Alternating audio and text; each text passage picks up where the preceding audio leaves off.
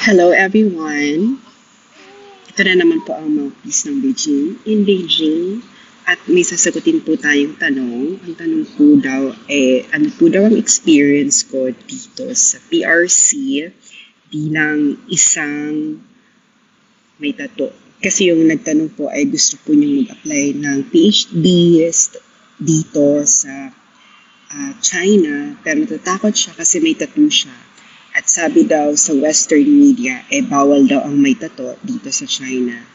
So obviously po, totoo po yung sinasabi ng Western media na bawal po daw na may tato dito sa China. Thank you!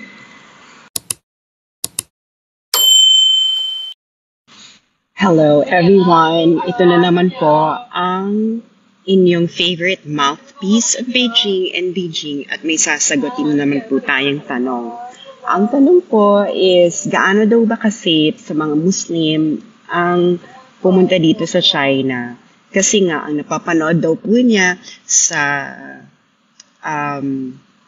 Western media, ang mga persecution daw ng Uyghur, okay, sa Xinjiang. Okay, let me just share an experience.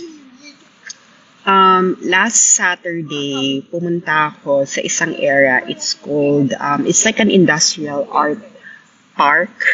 Hindi yung sa 798, but somewhere else. So, ang ginawa nila, they converted some old factories into art space. Tapos may mga events. So, I attended an event, a dance event last Saturday doon. It was like kind of far away from my university, around 21 kilometers away. Tapos, may mga nakilala ko. Tapos, mga lalaki, of course. Tapos, nagsasayaw kami, ganyan. Tapos, nagkachikahan afterwards. Tapos, tinanong nila ako, sabi nila sa akin, can you guess kung taga saan kami? Ganyan, sabi nila. Tapos sabi ko, Brazil. Kasi mukha talaga silang Brazilian, friends. Tapos, hindi lang sila mukhang Brazilian, pati yung language nila. It sounds a bit parang Portuguese para sa akin. Tapos sabi nila, sabi na bakit daw Brazil? Kasi sabi ko nga, parang Portuguese yung language. Sabi nila, hindi raw yung Portuguese, Uyghur daw yun. Tapos sabi ko sa akin, do you know? Alam mo ba yung Uyghur? Sabi ko, yeah. Tapos sabi niya, tas yun nga, mga pagets pa, mga mid-20s, no? Tapos yung isa pa nga sa kanila, pareho pa kami, nag-graduate siya sa university na kung saan ako nag-PhD.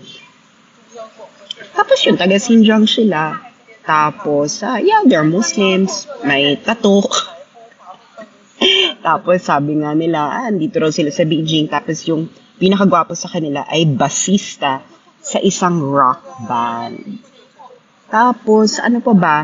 Karamihan ng actually marami ako ditong mga schoolmates, galing sila ng Middle East. So, nakikita ko pa ngayon iba sa kanila, sa room nila, na nagdadasal sa room nila. Tapos, may mga halal food din doon sa university. So, ayun. Persecuted. Ewan ko, kung ikaw ay basista sa isang rock band dito sa Beijing at taga Xinjiang ka, baka nga persecuted sila.